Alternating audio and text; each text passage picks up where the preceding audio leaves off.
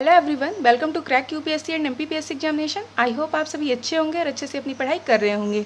आज हम 26 जून के करंट अफेयर डिस्कस करेंगे, जो कि हमारे प्रीलिम्स एंड मेंस दोनों के लिए बहुत ज़्यादा इंपॉर्टेंट है। ठीक है, तो जो सबसे पहला इंपॉर्टेंट फैक्ट है आज का, वो ये है कि हाल ही में यूनियन कैबिनेट ने कुशीनगर एयरपोर्ट को इंटरनेशनल एयरपोर्ट डिक्लेयर किया है। ठीक है, ये अभी अप्रूवल दिया गया है यूनियन कैबिनेट की तरफ से। ठीक है, कुशीनगर एयरपोर्ट कहाँ है? यूपी में है, आपको पता होगा।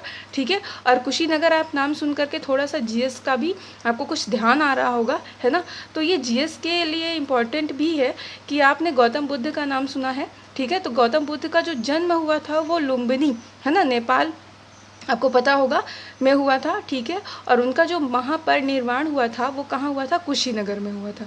ठीक है, तो इसलिए ये कुशीनगर इम्पॉर्टेंट है।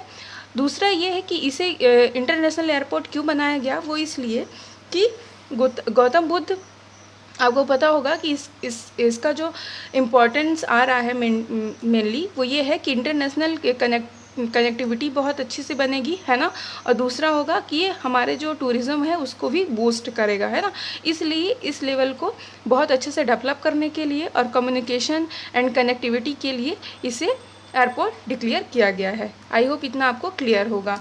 सेकेंड जो आपका इम्पॉर्टेंट फैक्ट है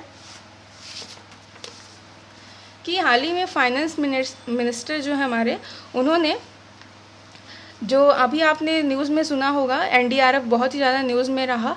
ठीक है, और इसके पहले आपने सुना होगा पीएम केयर फंड, है ना।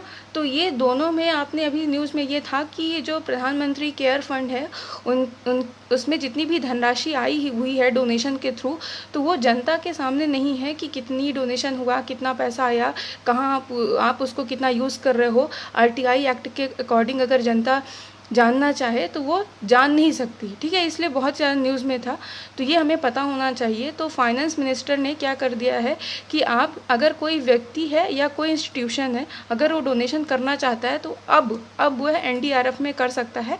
एनडीआरएफ क्या है? National disaster relief fund. ठीक है, जो कि सेक्शन 46 के अकॉर्डिंग बना था, डिजास्टर मैनेजमेंट एक्ट 2005। ठीक है, तो इसी के तहत आपको पता होगा कोविड-19 पैंडेमिक में भी जितने ज़्यादा काम किए गए वो इसी के आधार पर भी किए गए थे। ठीक है, तो यही जो मैंने बोला कि करंट में न्यूज़ यही है कि PM care fund and PM national relief fund, है ना, दोनों में जितने भी डोनेशन किए गए हैं उसका आप जानकारी नहीं ले सकते हो आरटीआई एक्ट के अकॉर्डिंग। इसीलिए अब सरकार ने फाइनेंस मिनिस्टर के थ्रू ये बोल दिया है कि आप एनडीआरएफ में आप डोनेट कर सकते हो, वहाँ आपको जानकारी दे दी जाएगी। ठीक है, तो ये दोनों के दोनों हमारे लिए इम्पॉर्टेंट हो सकते हैं। तो अब हम ये जान जाते हैं कि PM care fund and PM national relief fund है क्या। ठीक है, तो जो पीएम केयर फंड है वो ये है कि पीएम केयर फंड का जो फुल फॉर्म है the prime minister citizen assistance and relief in emergency situation fund. Clear, तो ये आपको फुल फॉर्म पूछा जा सकता है।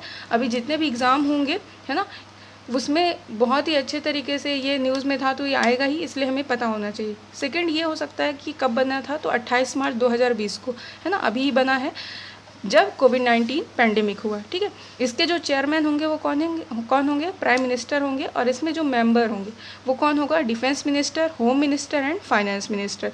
तो तीनों के तीनों मिनिस्टर इसमें होंगे। ठीक है, ये आपका इम्पोर्टेंट करता है बहुत ज़्यादा। सेकंड इसमें ये है कि जो ये पीएम केयर फंड है ना, ये माइक्रो डोनेशन फंड है। ठीक है, ये कैसा है? माइक्रो डोनेशन फंड है। इसमें मिनिमम 10 रुपीज़ आप डोनेट कर सकते हैं। ठीक है, मतलब कम से कम आप 10 रुपये डोनेट कर सकते हैं। इससे ज़्यादा आप जितना कर सकते हो मैक्सिमम आप कर सकते हो, लेकिन मिनिमम आप 10 रुपये कर सकते हैं। दूसरी इसमें अच्छी बात यह है कि अगर कोई भी व्यक्ति इसमें जो कंट्रीब्यूशन कर रहा है वो 30 जून के अगर पहले करता है, यानी अगर कोई व्यक्ति जो इसमें डोनेशन दे रहा है अगर वो 30 जून के पहले कंट्रीब्यूट करता है तो उसे इनकम टैक्स एक्ट 1961 80G के अकॉर्डिंग उसमें एग्जेप्शन मिलेगा, है ना, उसमें उसको बेनिफिट मिलेगा। ठीक है, तो ये सारे इंपॉर्टेंट है और ये हमें पता होना चाहिए कि माइक्रो डोनेशन फंड बोल दिया तो क्या है ना, 10 रुपीज़ मिनिमम होगा कि मैक्सिमम 100 रुपीज़ होगा, ऐसे क्वेश्चन घुमा के पूछता है। कब बना था, इसके चेयरमैन कौन है ना, तो कोई भी किसी को बोल देगा कि नीति आयोग या कोई भी मिनिस्टर, ऐसा नहीं, पीएम है जो प्रधानमंत्री हैं। ठीक है, और सबसे इम्पॉर्टेंट है इसका फुल फॉर्म, तो ये आपको पता होना चाहिए। नेक्स्ट जो है अभी मैंने बोला वो ये है PM prime minister national relief fund. ठीक है, पीएमएनआरएफ, ठीक है। तो ये जब बना था ये 1948 में, आपको पता होगा हमारा भारत 1947 में आज़ाद हुआ है, तो 1948 में ये बना था। और उस समय पे हमारे जो प्रधानमंत्री थे वो कौन थे, पंडित जवाहरलाल नेहरू जी थे। उन्होंने ही सबसे पहले इसमें काम किया था, ठीक है। तो ये तब बना था। इसे किसके द्वारा प्रयोग किया जाता है, तो गवर्नमेंट ऑफ इंडिया है ना, भारत सरकार द्वारा प्रयोग किया जाता है। और इसका प्रयोग हाल ही में किया गया था जब नॉर्थ इंडिया है ना 2013 में, आपको पता होगा बादल, बहुत ही भयंकर बादल फटे हुए थे उत्तराखंड में है ना, केदारनाथ। तो वहाँ पे इसका प्रयोग किया गया PMNRF के तहत। दूसरा 2015 में तमिलनाडु में बहुत भयंकर बाढ़ आई थी, ठीक है। और अभी हाल ही में केरला में है ना कितनी भयंकर बाढ़ आई। तो ये सारी चीज़ें इम्पोर्टेंट हो सकती है हमारे लिए। तो ये हमने दोनों चीज़ें पता होने चाहिए कि PMNRF and PM care fund दोनों में RTI के अकॉर्डिंग हम इंफॉर्मेशन नहीं ले सकते हैं। इसीलिए सरकार ने क्या कहा है कि आप NDRF में अगर आप कोई भी डोनेशन करते हो तो उसको आपको पूरी जानकारी दी जाएगी कि कहाँ पे कितना पैसा आप लग रहा है या लगाया जा रहा है, ठीक है। तो आई होप आपको इतने सारे फैक्ट क्लियर होंगे। Okay, thank you for watching this video.